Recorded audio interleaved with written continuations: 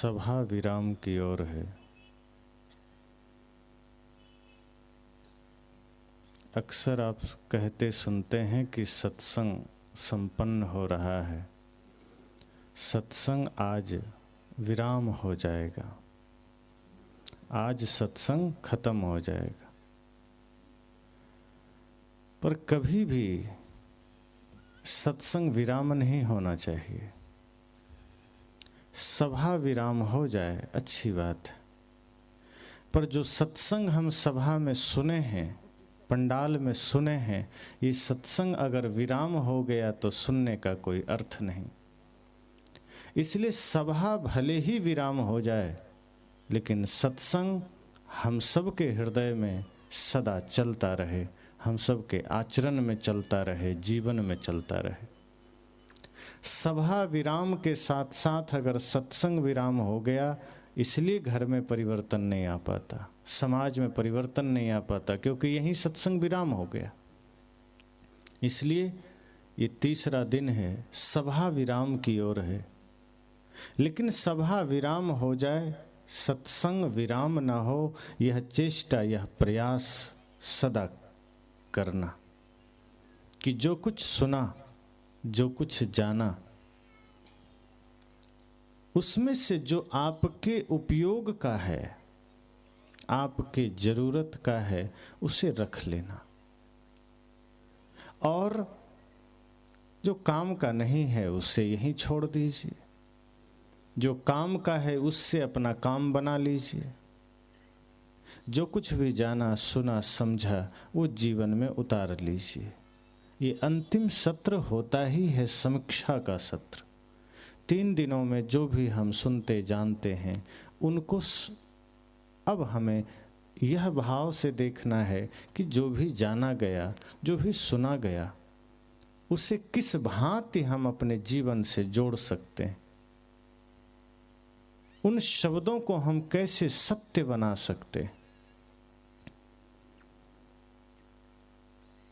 शब्द तो मात्र शब्द होते हैं, जब तक वो हमारे जीवन में ना उतरे वो शब्द ही है। चाहे वो गीता के हों, चाहे वो रामायण के हो, चाहे बीजक के हो, चाहे धम्पदम के हो, शब्द शब्द ही है। वह सत्य बनता है हमारे आचरण में उतरने के बाद। और जब सत्संग के शब्द हम अपने जीवन में उतार लेते हैं, तो वह भी सत्य बन जाता है। जैसे प्रेम पर चर्चा हुई, भक्ति पर चर्चा हुई, ज्ञान पर चर्चा हुई, ये सारे शब्द ही तो हैं। जब तक जीवन में ना उतरे ये शब्द हैं, लेकिन जीवन में उतर गए तो यही सत्य बन जाते हैं। जैसे भोजन, भोजन पर खूब चर्चा हो और हमारे व्यवस्थापक बता दें कि बढ़िया खीर पूड़ी तस्मै बना है, खीर प्रसाद में हलवा है, मिनरल वाटर की व्यवस्था है, और आप जब वहाँ जाएं तो खाने को दिया ना जाए, सिर्फ भोजन की चर्चा सुनाया जाए, तो चर्चा से किस किस का पेट भर जाएगा। बल्कि ना मिले तो खेद होगा कि कैसे लोग हैं। चर्चा ना करते, कुछ नमक रोटी ही देते, पर देते तब तो पेट भरेगा। अब चर्चा 10-15 प्रकार के भोजन की हो गई और गए तो बैठने को ना दिया। ऐसे ही ज्ञान की चर्चा हो गई बड़ी बड़ी, सत्संग की चर्चा हो गई ज़्यादा, और हम उसे ग्रहण ना कर पाए तो वो सत्संग भी सत्य ना बना। जैसे भोजन की चर्चा हुई, लेकिन अगर वो वास्तव में हमें ना मिला तो वो झूठ ही तो हुआ। प्यास लगी हो और हम खूब 5 प्रकार के पानियों की चर्चा कर दे यहाँ, तो किसकी प्यास बुझेगी। कैसे पानी बनता है, H2O भी फार्मूला में बता दें तो किसकी प्यास बुझेगी। पानी ही चाहिए प्यास बुझाने के लिए। इसी तरह से सत्संग की चर्चा हुई, ज्ञान की चर्चा हुई, भक्ति की हुई, प्रेम की हुई, अगर वो शब्द हम सिर्फ सुनकर चले गए तो उसका कोई भी लाभ हमारे व्यक्तिगत जीवन में नहीं हो सकता। इसलिए संत कहते हैं कि आप उन शब्दों को अर्थ भी देते हैं, उसे सत्य भी बनाते हैं। सारे शब्द कागज में लिखे तो हैं, या शब्द बोले गए तो हवा में तैर रहे हैं। आपके कानों तक गए तो एक कान से गए फिर बाहर निकल गए, जानकारी में चले गए, लेकिन आचरण में नहीं आए तो वे शब्द भी मात्र शब्द रह जाएंगे। और शब्द जड़ होता है, वो चेतन नहीं होता। हम शब्दों को जब अपने आचरण में उतारते हैं, जैसे प्रेम की बात आई और हम प्रेमी बने, हमें भक्ति की चर्चा सुनने को मिली और हमने जीवन में भक्ति को धारण किया। हमने सेवा की चर्चा सुनी और हमने जीवन में निष्काम सेवा को धारण किया, तो ये सारे शब्द सत्य बन गए। सद्गुरु कहते हैं इसलिए सत्संग ऐसा ही है जैसे कोई व्यक्ति दिन भर व्यापार करता है, दिन भर दुकान चलाता है, बिजनेस करता है, शाम को समीक्षा करता है कि आज हमने कितना बेचा, आज हमने कितना खरीदा था, कितना बेच दिया, कितना बचा है, कितना मुनाफा हुआ, कितना घाटा हुआ। और यदि 10 रुपये का भी घाटा सामने आ जाए या मुनाफा 1 रुपया भी ना आवे, तो आदमी को रात में नींद नहीं आती कि आज दुकान हमारा ठीक नहीं गया, आज हमारा व्यापार घाटे में चला गया। जब तक मुनाफा ना दिखे आदमी सोचता है आज पूरा दिन खराब चला गया, इतनी मेहनत के बाद भी। संत कहते हैं आप भी अपने जीवन की समीक्षा बिस्तर पर जाइए, तब करिए कि सुबह से शाम तक जो हमारा व्यवहारिक व्यापार था, मानसिक व्यापार था, इसमें कितना फायदा हुआ, कितना घाटा हुआ। अगर हमने सत्संग के शब्दों का कोई प्रयोग नहीं किया, ज्ञान का प्रयोग नहीं किया, हमने सिर्फ वही अवधारणा हमने बना रखी नफरत की, घृणा की, छल की या द्वेष की, तो समझना व्यापार घाटे में गया। हम जो सौदा के लिए आए थे, हम जो लेने आए थे इस धरा पर, वो प्रतिदिन हम घाटे में जा रहे हैं। जिस सत्य की साधना के लिए यह जीवन मिला, जिस भक्ति के लिए यह जीवन मिला, जिस प्रेम की साधना के लिए यह जीवन मिला, वो घाटे में जा रहा है, वो लाभ में नहीं जा रहा। हर दिन समीक्षा करिए कि आज हमने खो दिया, अगर घाटे में गया, अगर हमारे वजह से किसी की आंखों में आंसू आए, किसी का हमने दिल दुखाया, किसी से हमने छल किया, झूठ बोला, तो समझना हमारा जीवन घाटे में गया। तो यह अंतिम सत्र हम सब के लिए समीक्षा का सत्र है कि हमने जो सुना है, बरसों से सुना है, या ये 3 दिन में हमने जो सुना है, इसे हम कैसे अपने जीवन में उतार सकते हैं, कैसे इन बातों से हम अपने जीवन में परिवर्तन ला सकते हैं। क्योंकि ये सत्संग सिर्फ इसलिए नहीं कि हम बैठें और चले जाएं, ये सत्संग हमारे टूटे हुए घर को जोड़ने के लिए है, या सत्संग हमारे बिखरे हुए चित्त को, मन को जोड़ने के लिए है, या सत्संग हमारे उदास जीवन को पुलकित करने के लिए है, मुस्कान से भर देने के लिए है। अगर हमने सत्संग को इस औषधि के रूप में लिया तो बिखरा हुआ जीवन खिल सकता है, टूटा हुआ जीवन संयुक्त हो सकता है, उठकर खड़ा हो सकता है, वीरान जीवन पुनः पुष्पित पल्लवित हो सकता है। इसलिए इस भाव से इस सत्र में बैठिए कि ये अंतिम सत्र है। जो कुछ हमने सुना है, जो कुछ हमने जाना है, समझा है, ऐसा नहीं कि पहली बार सुन रहे हैं, पहले से ही सुने हैं, संतों से सुने हैं, बस उन्हीं बातों को अलग अलग संतों के मुख से हम पुनः सुन रहे हैं, पुनः उन्हीं बातों को हम अलग तरीके से सुन ले रहे हैं। बात वही है, वही सत्य की बात है, वही प्रेम की बात है, वही अहिंसा की बात है, वही करुणा की बात है।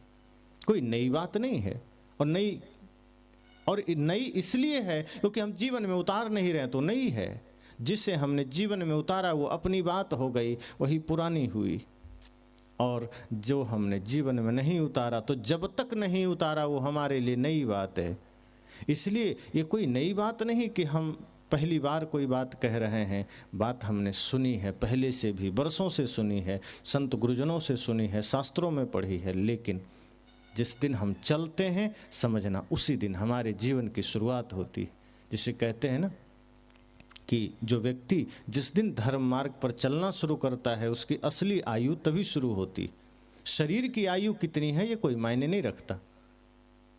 आदमी कितना दिन का है इससे ज़्यादा महत्वपूर्ण यह है कि वह कितने दिन से प्रेम में जी रहा है, कितने दिन से सेवा भक्ति में जी रहा है, कितने दिन से वो धर्म मार्ग पर चल रहा है।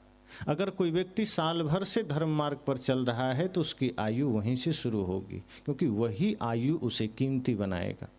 कोई व्यक्ति आज ही भक्ति को धारण किया है तो वो आज ही जन्म लिया है, इससे पहले शरीर के आयु थे, वो किसी काम के नहीं थे, वो तो आ रहे हैं जा रहे हैं मेला की तरह। इसलिए समीक्षा हमें करनी है कि हमने अब तक क्या पाया, हमारे जीवन में कितने बदलाव हुए। ऐसा नहीं कि हम महापुरुषों से जुड़े नहीं हैं, किसी भी भगवान की पूजा नहीं करते, लेकिन उनका हमारे जीवन पर असर क्या पड़ा, परिवर्तन क्या आया, हमारे बच्चों में परिवर्तन क्या आया, हमारे गांव समाज में उसका परिवर्तन क्या आया, हमारा ग्राम आदर्श ग्राम बन पाया कि नहीं। क्योंकि आजकल बहुत जगह आप देखेंगे आदर्श ग्राम के बोर्ड लग जाते हैं, पर मेरे ख्याल से ग्रामों में आदर्श ग्राम का बोर्ड तब लगना चाहिए जब उस ग्राम में कोई नशेड़ी न रह जाए, कोई माता पिता का अपमान करने वाला न रह जाए, कोई मांसाहार करने वाला न रह जाए। सिर्फ सफाई हो गई और शौचालय बन गए तो आदर्श ग्राम नहीं हो जाता। आदर्श ग्राम तब होता है जब व्यक्ति अपने मन वचन कर्म को भी निर्मल कर ले और अपने जीवन में राष्ट्रभक्ति को धारण कर ले, माता पिता गुरु के प्रति सम्मान और श्रद्धा को धारण कर ले। मैं उस ग्राम को आदर्श कहूँगा जहाँ से पुनः कोई श्रवण कुमार का जन्म होगा। मैं उस ग्राम को आदर्श कहूँगा जहाँ से पुनः किसी भगत सिंह का जन्म होगा, जहाँ पुनः किसी बाबा साहेब भीमराव अंबेडकर का जन्म होगा, जहाँ पुनः किसी महात्मा बुद्ध का जन्म होगा, जहाँ पुनः किसी सदगुरु कबीर का जन्म होगा। वो ग्राम आदर्श ग्राम है। जहाँ सिर्फ भौतिकता की चकाचौंध में लोग भागे जा रहे हैं वो ग्राम आदर्श नहीं हो सकता।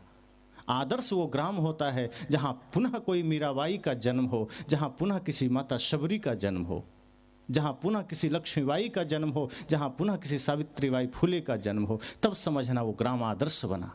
लेकिन आज कहाँ है? आज हम अपने बच्चों को शिक्षा दे रहे हैं, संस्कार नहीं दे रहे। हम आज उसे हीरो हीरोइन से परिचय करा रहे हैं, अपने महापुरुषों से परिचय नहीं करा रहे हैं। आज हम अपने बच्चे को भौतिक जगत की सारी सुख सुविधाओं की जानकारी दे रहे हैं, लेकिन उसे आध्यात्मिक शिक्षा से हम वंचित कर रहे हैं, और ये उसकी हत्या ही है। आप उसे भौतिक शिक्षा दे करके विस्तृत तो कर सकते हैं, विस्तार तो उसे विस्तारवादी मन मानसिकता तो बना सकते हैं, लेकिन उसके जीवन में अगर आध्यात्मिकता नहीं है, उसके जीवन में अगर धर्म नहीं है, तो समझना वो विस्तार सिर्फ स्वार्थ के लिए होगा। जैसे चीन विस्तारवादी नीति के साथ चलता है कि अगर किसी का भी सीमा लग रहा है तो उसका प्रयास होता है कि ये देश का थोड़ा हिस्सा हम हड़प लें। वो विस्तारवादी प्रेम का विस्तार नहीं करता, वो सत्य का विस्तार नहीं करता, वो स्नेह का विस्तार नहीं करता। विस्तार दो तरह के हैं, एक है पूरी दुनिया में शांति का विस्तार करना जो भगवान बुद्ध ने किया, सदगुरु कबीर ने किया, लेकिन एक है अपनी सीमाओं का विस्तार करना जो आज चीन कर रहा है। अगर हम अपने बच्चों को सही शिक्षा और संस्कार एक साथ न दिए तो शिक्षित हो जाएगा, संस्कारी न बन पाएगा, और वो फिर विस्तार तो करेगा लेकिन अपने अहम का विस्तार करेगा, अपने दंभ का विस्तार करेगा, अपने छल और कपट का विस्तार करेगा, अपनी अश्रद्धा का विस्तार करेगा। ये सत्र समीक्षा का है कि हम आज तक क्या कर पाए जीवन में। अगर आप एक माता हैं, आप सोचिए कि आप अपने बच्चों के लिए एक सही माता बन पाए क्या। आप एक पिता हैं, आप सोचिए कि क्या आप अपने बच्चे के लिए एक सच्चे पिता बन पाए। अगर बन पाए तो ही सत्संग सार्थक हुआ, वरना ये मानव जीवन भी व्यर्थ हो गया। और सच्चे माता सच्चे पिता होने का अर्थ इतना ही है कि आप अपने बच्चे की परवरिश सिर्फ धन दौलत संपदा से मत करिए, संस्कारों से भी करिए। आप अपने बच्चों को सिर्फ दूध पान ही मत कराइए, संस्कारों से भी उसके जीवन को सींचिए, और वे दिव्य संस्कार संतों से आएंगे, सत्संग से आएंगे। इसलिए मैं कहता हूँ कि आप अगर चाहते हैं आपके बच्चे हाथ में शराब का प्याला ना पकड़े, उसे सत्संग में लाना और आरती की थाल पकड़ाना, ताकि ये संस्कार उसके जीवन में बना रहे कि हमें आगे चल के भी संत गुरुजनों का ही संग करना है, धर्म पथ पर चलना है, समाज निर्माण में सहायक बनना है, माता पिता गुरु और राष्ट्र का आदर करना है, और धर्म का अनुसरण करते हुए भले ही हम जीवन गंवा दें, कोई हर्ज नहीं, लेकिन कभी भी पाप, कभी भी अधर्म, कभी भी छल कपट मन में नहीं आए। अगर यह संकल्प जीवन में आया तो सत्संग सार्थक हुआ, तो माता पिता होना सार्थक हुआ। एक माता पिता का इतना ही कर्तव्य नहीं होता कि आप बच्चे को जन्म दे दिए, उसके बाद हम जिम्मेदारियां भूल जाते हैं।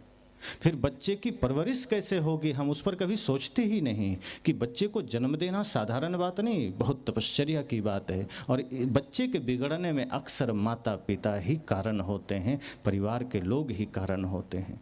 ये सत्संग सिर्फ जगाने आया है, ये सत्संग सिर्फ जगाता है कि आप जागिए, आप किस नींद में सो रहे हैं। आपके जीवन में जो कुछ भी अशुभ है और वही अशुभ आप अपने संतानों में दिए जा रहे हैं, वही अशुभ फिर आपकी पीढ़ी दर पीढ़ी चल रहा है, और इस वजह से आप समाज निर्माण के सहायक नहीं, बाधक बन जाते हैं। हम गीत तो गाते हैं कि हम सब भारत जैसे धर्म प्रधान देश के लोग हैं, कि जहाँ चारों ओर धर्म का ही डंका बजता है। यह वह देश है जिसकी संस्कृति इतनी महान रही है, जहाँ दुनिया के लोग भी झुका करते थे। हम तो गुणगान करते हैं, लेकिन आज हम क्या कर रहे हैं? मैं तो कभी कभी कहता हूँ, अक्सर कहता हूँ कि जो देश दुनिया को वीरता सिखाया, जो देश दुनिया को सत्य की साधना सिखाया, जो देश दुनिया को प्रेम सिखाया, आज वही देश में इतने सारे अंधकारी शक्तियाँ, विकारी शक्तियाँ, छल कपट दंभ मांसाहार, ये कहाँ से आ गया? जिस देश में लोग ये संकल्प लेते थे कि ये भारत भूमि की मिट्टी है, ये धर्म से रंगी हुई मिट्टी है, ये प्रेम से रंगी हुई मिट्टी है, ये भारत भूमि की मिट्टी है, ये वीरों की भूमि है, ये वीरांगनाओं की भूमि है, ये सती साध्वियों की भूमि है, ये ऋषि मुनियों की भूमि है, उस देश में हम इतने सारे लोग आज कायरों की भांति जी करके अधर्म के मार्ग पर चल रहे हैं। जो सत्य को स्वीकार न कर सके, जो प्रेम को स्वीकार न कर सके, जो महापुरुषों के बताए मार्ग पर न चल सके, संत कहते हैं वो वीर नहीं हो सकता। जो क्रोध के अनुसार चलता है, जो माया के अनुसार चलता है, जो विकारों के अधीन होकर चलता है, वे ही तो कायर हैं। किसी ने गाली दिया, आपने भी गाली दिया, तो क्या वीरता हो गई? किसी ने आलोचना किया, हमने भी आलोचना कर दिया, ये वीरता थोड़े हो गई? गाली का जवाब अगर गाली से दिया गया, ये वीरता नहीं, ये कायरता है। वीरता तो तब है जब कोई गाली दिया और आप मुस्कुरा दिए। किसी ने आलोचना किया और आपने उसकी प्रशंसा कर दी, ये वीरता है, ये बहादुरी है। किसी ने आपसे झगड़ा चाहा और आपने उसे झगड़ा ना दिया, प्रेम ही दिया, ये बहादुरी है। तो 3 दिन का ये सत्संग विराम की ओर है, लेकिन सिर्फ सभा का विराम है। ये सत्संग आपके हृदय में प्रवाहित होता रहे, ये सत्संग की धारा आपके जीवन में चलता रहे, ताकि वो धारा जितनी देर चलेगी, जहाँ जहाँ चलेगी, वहाँ वहाँ के अंधकार को मिटाएगी। इस सत्संग का प्रकाश आपके जीवन के समस्त अंधकारों को मिटाएगी, और इसका परिणाम यह होगा कि उसका असर आपके संतानों पर, परिवार, समाज, राष्ट्र पर होगा। हम सब इस राष्ट्र का एक छोटा सा इकाई है। हम यह चेष्टा करें कि हमारा कोई कृत्य राष्ट्र निर्माण में बाधक न बने। एक आदमी ने कहा, हम छोटा सा आदमी, अगर हम कुछ पाप कर भी लेंगे तो क्या हो जाएगा, देश का कोई बुरा थोड़े हो जाएगा, और हमारे अच्छा करने से देश का कोई भला थोड़े हो जाएगा। हमने कहा, पूरा देश आप नहीं बदल सकते, पूरा समाज आप नहीं बदल सकते, उतना सामर्थ्य नहीं है, कोई बात नहीं।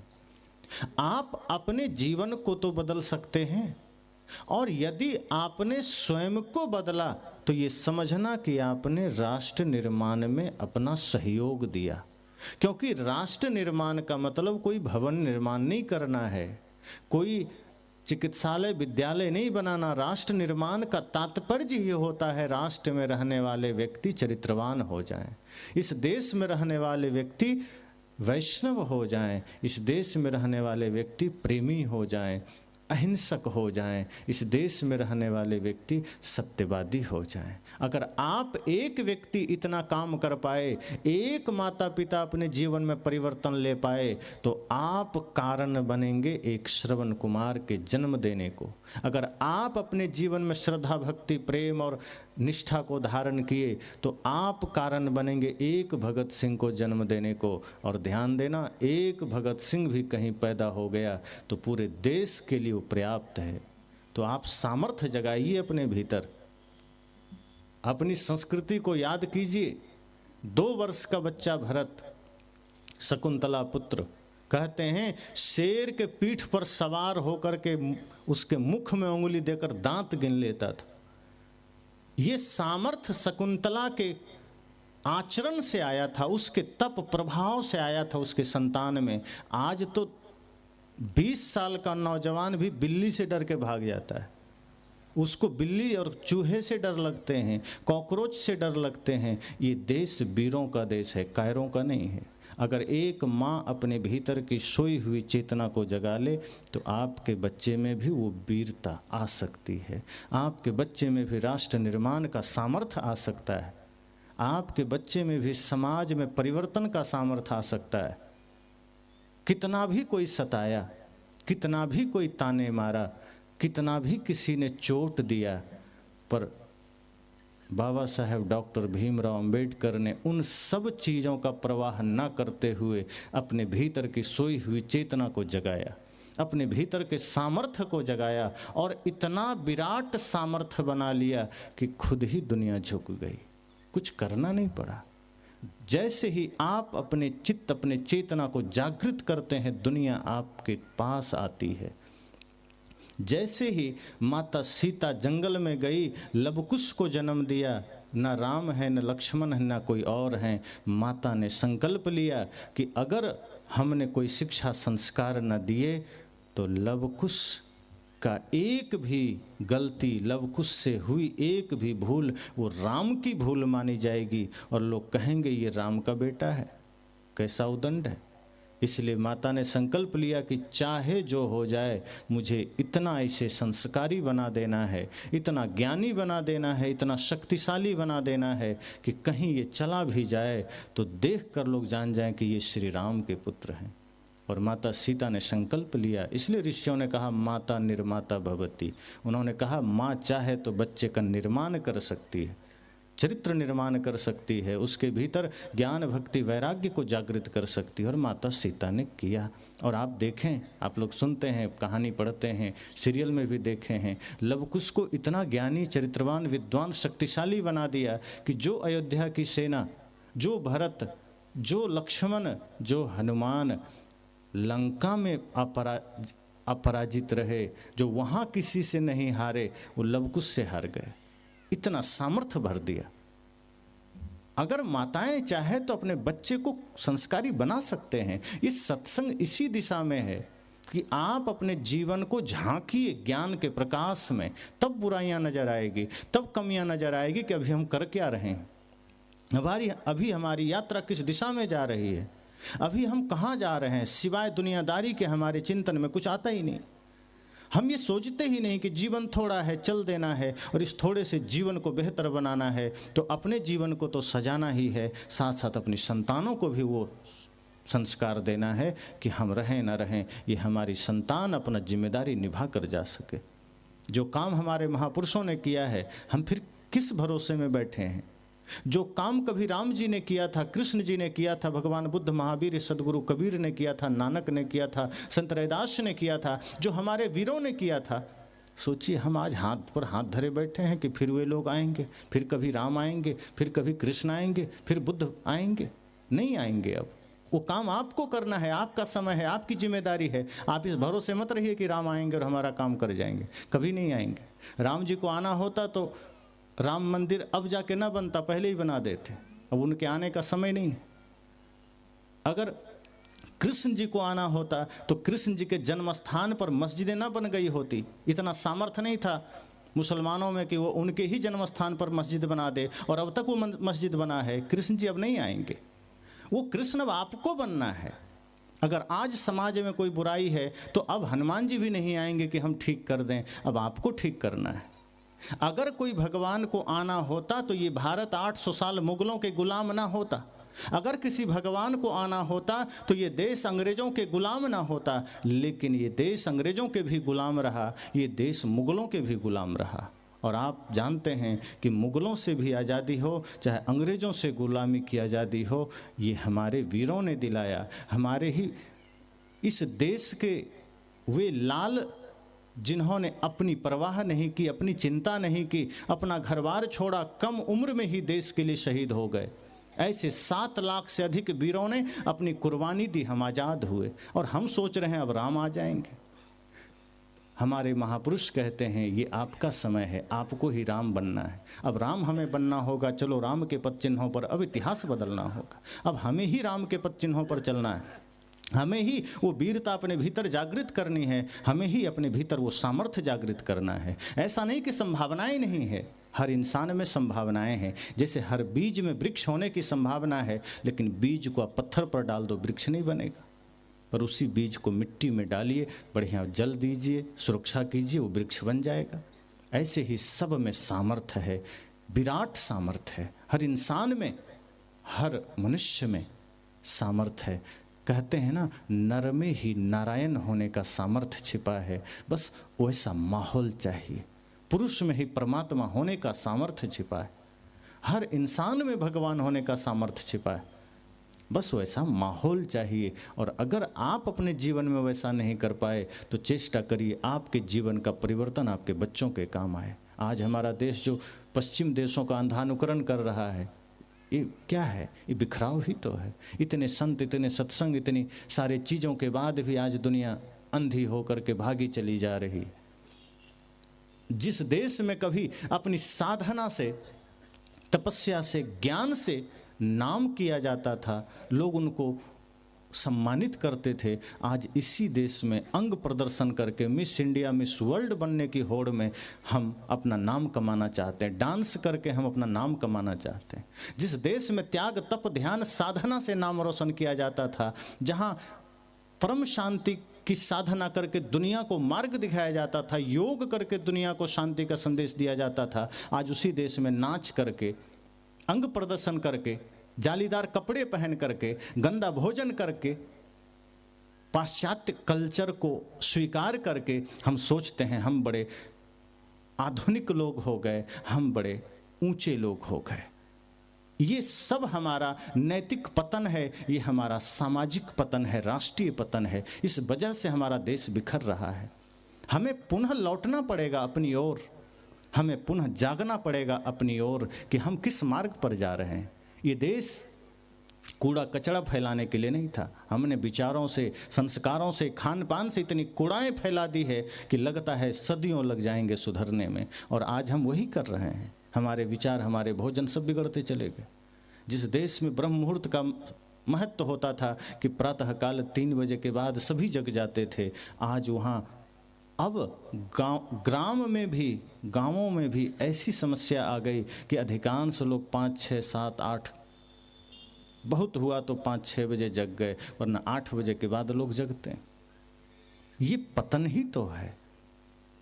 जहाँ पहले ऐसा होता था कि प्रातःकाल जगते थे, सभी बैठ करके गुरु भगवान की स्तुति करते थे, सदगुरु संतों के विचारों को स्मरण करते थे, सामूहिक प्रार्थना करते थे। आज उस देश में लोग सुबह उठते ही पहले मोबाइल चेक करते हैं, गाने सुनते हैं, चाय पीते हैं, तंबाकू खाते हैं।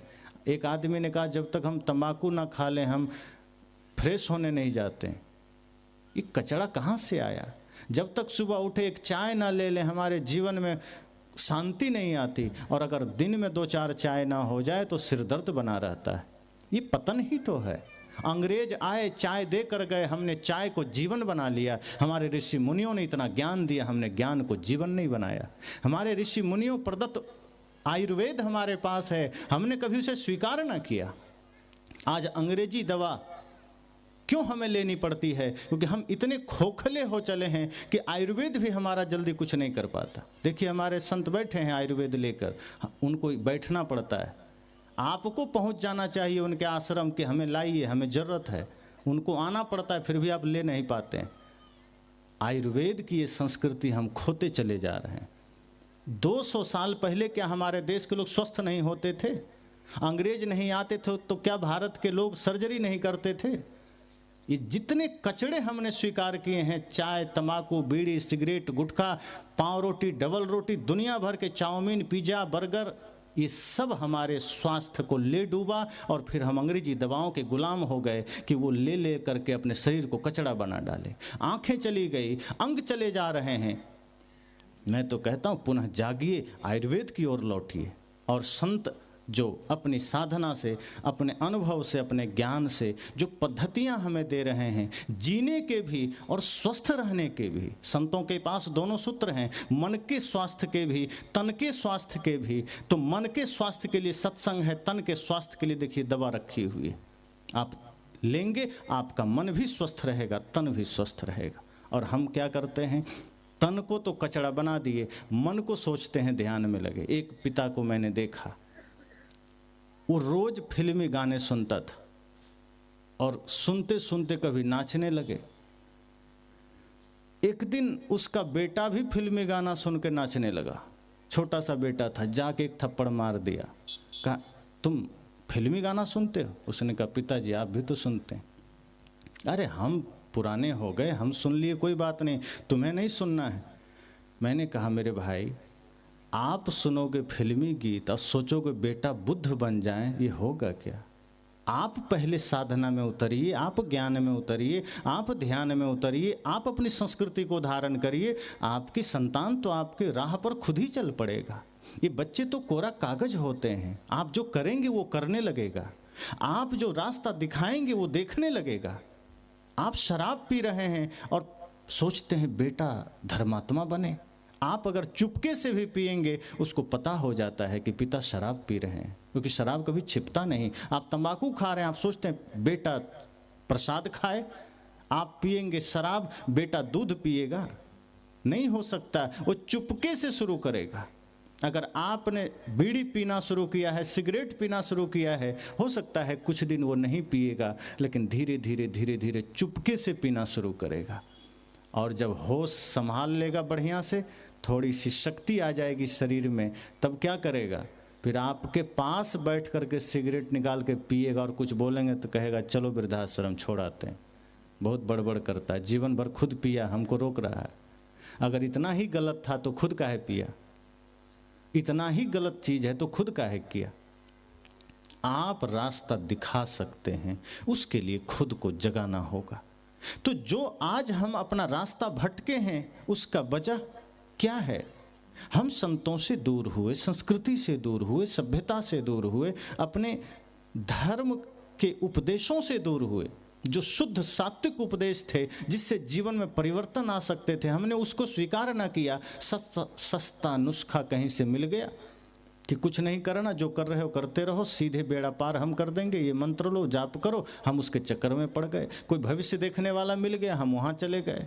कोई भूत भगाने वाला मिल गया, हम वहाँ चले गए। कोई झाड़ फूक करने वाला मिल गया, हम वहाँ चले गए। सदगुरु कबीर जैसे महापुरुषों का ज्ञान हमने अस्वीकार कर दिया, इसलिए जीवन की चेतना बुझ गई, इसलिए वैज्ञानिकता खो गई और हम अंधे बन करके पीछे भागने लगे।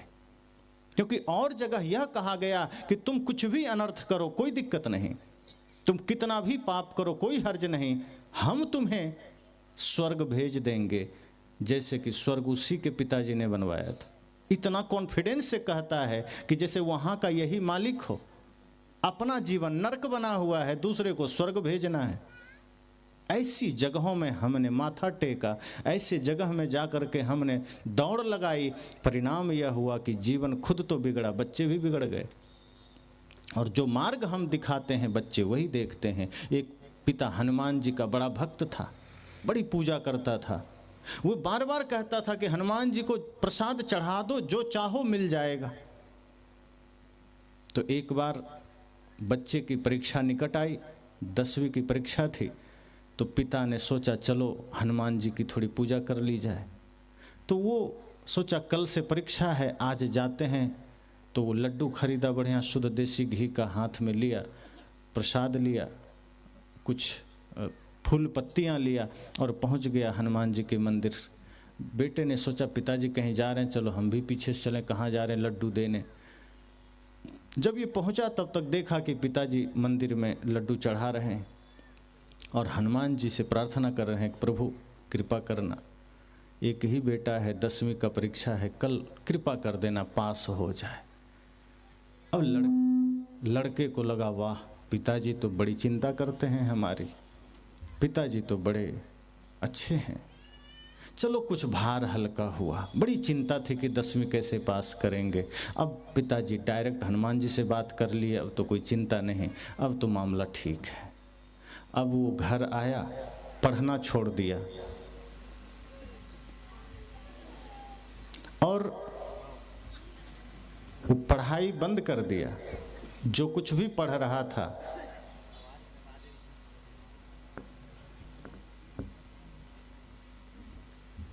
जो कुछ भी वो अध्ययन कर रहा था वो छोड़ दिया और गाना सुनने लगा, खेलने लगा। पिताजी ने देखा पढ़ नहीं रहा है, सोचा पढ़ लिया होगा, कोई बात नहीं, निश्चिंत हो गया। दूसरे दिन परीक्षा देने गया, कॉपी में नाम लिखा,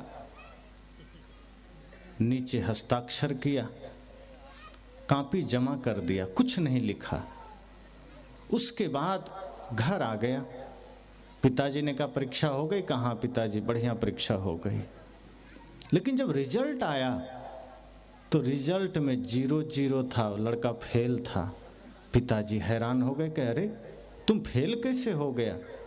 कहा पता नहीं, हनुमान जी से पूछिए। कहा क्यों, उनसे क्यों पूछें? कहा आप उन्हीं से बात किए। कि तुम कब देख लिया? कहा जब आप लड्डू चढ़ाने गए थे तभी हम देख लिए थे। हनुमान जी से आपने बात कर ली कि मेरे बेटे को पास कर देना, तो मेरी बात हनुमान जी से हो गई और आपकी यही बात सुन करके हमने लिखा ही नहीं। जब हनुमान जी को लड्डू दे दिए, उनसे बात हो गई, फिर भी मैं लिखूं तो उनको लड्डू देने का अर्थ क्या है? फिर भी मैं पढ़ूं तो लड्डू चढ़ाने का अर्थ क्या है? इतना पैसा खर्च करने का अर्थ क्या है? मास्टर से पिता ने कहा कि मास्टर साहब क्या हो गया, बेटा फेल हो गया। कहा आपने मंदिर में लड्डू चढ़ाए, हमने यहाँ बच्चे के कॉपी में लड्डू चढ़ा दिए, क्या दिक्कत है? जो दिया वो मिला। अगर आपने बच्चे को ये प्रेरणा दी होती कि कुछ पढ़ना तो शायद में कुछ कर सकता था, आप तो हनुमान जी के भरोसे चले गए और यह बात आपके बच्चे को पता चल गई। वो भी निश्चिंत हो गया कि जब बात सीधे सुप्रीम कोर्ट से हो गया तो इधर इधर क्या दिखना। जब हनुमान जी सबके पिता हैं, वही सबके मालिक हैं, रिद्धि सिद्धि के दाता हैं, सब कुछ उन्हीं के पास है, तो ये मास्टर क्या करेगा? ये अगर ये 0 भी लिखेगा तो हनुमान जी कृपा करके उसमें 100 लिख देंगे। लेकिन नहीं हुआ, क्योंकि एक पिता ने ही बच्चे को बिगाड़ दिया।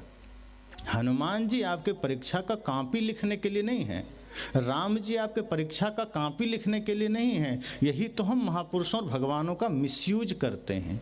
हम उनसे प्रेरणा ले सकते हैं कि हनुमान जी कितना शुद्ध शाकाहारी बाल ब्रह्मचारी वैष्णव आदमी है, भक्ति की पराकाष्ठा पर हैं, शक्ति की पराकाष्ठा पर हैं, घमंड नहीं है, आलस नहीं है, सबके प्रति सेवा की भावना है, सबके प्रति करुणा का भावना है। शायद ये शिक्षा हम बच्चों को देते तो आपके बच्चे भी हनुमान की तरह साहसी बनते, वीर बनते, पढ़ लिख करके योग्य बन जाते, संस्कारी बन जाते। तो अक्सर ऐसा होता है कि पिता ही माता ही अपने बच्चे को बिगाड़ देते हैं। इसलिए मैंने कहा कि यह भारत की संस्कृति नहीं, भारत संतों का देश है, ऋषि मुनियों का देश है।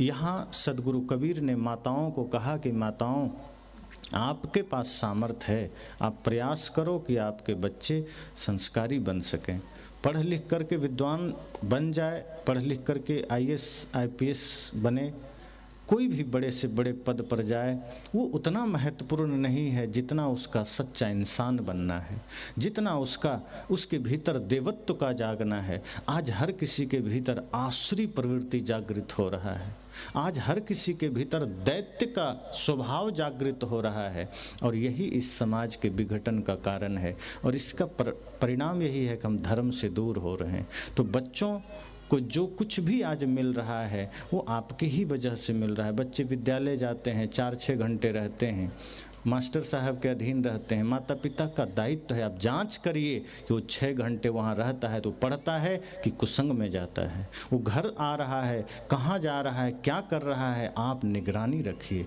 प्रेम दीजिए लेकिन अनुशासन भी रखिए। इतना सिर पर मत चढ़ा लीजिए कि कल को आपको ही फेंक दे।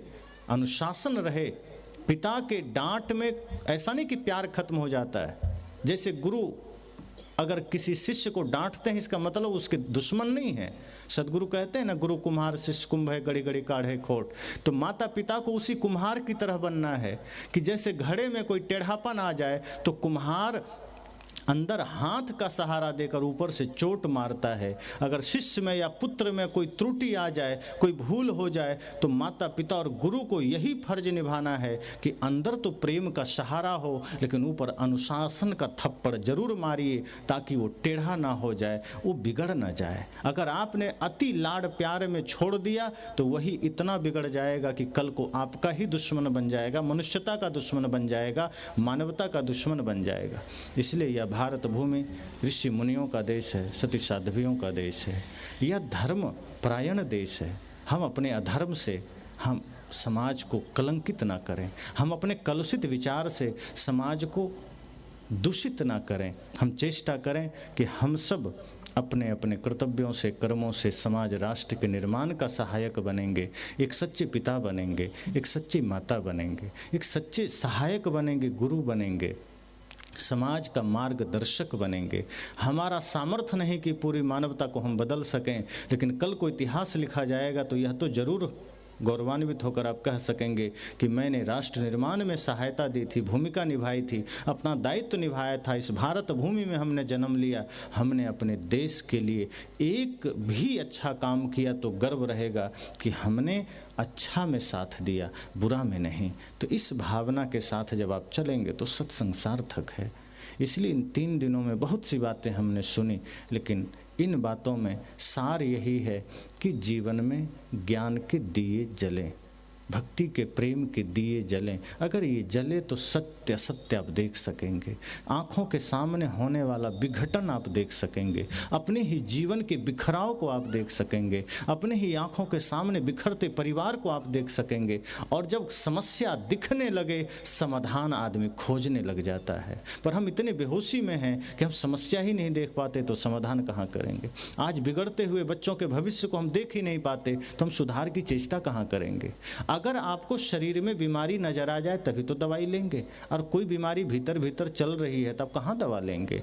इसी तरह जो समस्याएं हमारे समाज में है, हम पहले इसे देखना तो जाने, और उसके लिए भीतर ज्ञान का दिया जलना जरूरी है, ये सत्संग का दीप जलना जरूरी है। जब हम सत्संग से जुड़ते हैं तब हमें अपने जीवन की, समाज की और अपने ही आसपास की कुछ कमियों को, त्रुटियों को हम देख पाते हैं, अपने मन के विकारों को हम देख पाते हैं। शरीर की गंदगी को आप दर्पण में देखते हैं, मन की गंदगी को देखना है तो सत्संग रूपी दर्पण में आप देख सकते हैं। आंखें बंद करिए और उस वक्त अपने मन का दृष्टा बनिए, अपने मन का साक्षी बनिए। तो जैसे ही मन का दृष्टा बनेंगे अपनी कमियां नजर आएगी, अपनी कमियां दिखेगी, और जब कमियां दिखेगी तब दूर भी होगी। जिस दिन आपको यह पता चल जाएगा कि नशा जहर है, आप छोड़ देंगे। जैसे कोई आदमी आपको चाय पीने के लिए दे दे, आप पीने लगते हैं, पहला घूंट लेने ही जा रहे हैं और कोई कह दे कि इसमें विष मिला हुआ है, ये पता भर चल जाए आप प्याला सहित फेंक देते हैं। इसी तरह से जिस दिन आपको पता चल जाएगा कि जो कुछ भी त्रुटियां हैं ये हमारे जीवन के लिए विष के समान है, वो छूट जाएंगी। चाय विष के समान है, आप छोड़ देंगे। नशा विष के समान है, आप छोड़ देंगे। शराब विष के समान है, आप छोड़ देंगे। तब आप चेष्टा करेंगे कि प्रातः जगें, स्नान आदि करके, ध्यान करके हम काढ़ा पिएं, ताकि वो काढ़ा हमारे शरीर को सही करे, स्वास्थ्य प्रदान करे। हम उन सारी बुरी आदतों को छोड़ देंगे। ये जो चाय और डबल रोटी खाने की परंपरा है, हम वो सब छोड़ देंगे। जैसे ही चेतना जगेगी हमारे जीवन में भौतिक रूप से, आध्यात्मिक रूप से एक परिवर्तन आएगा, और वो परिवर्तन का साक्षी आप खुद बनेंगे। और वो तब बनेंगे जब हृदय में ज्ञान का दिया जलेगा, प्रेम का दिया जलेगा। तो बहुत बहुत शुभकामनाएं। 3 दिन का सत्संग आप सब ने बड़े ध्यान से सुना। आप सबके इस एकाग्रता से मैं अनुग्रहित हूँ और सभी आयोजकों को हृदय से आभार, मंगल कामना। ऐसे ही सत्संग की धारा सदैव बहती रहे, सबके हृदय में ज्ञान के दीप जलें, समाज में एक नया परिवर्तन आए और आप सब उस परिवर्तन का हिस्सा बने, राष्ट्र निर्माण में सहायक बने। बस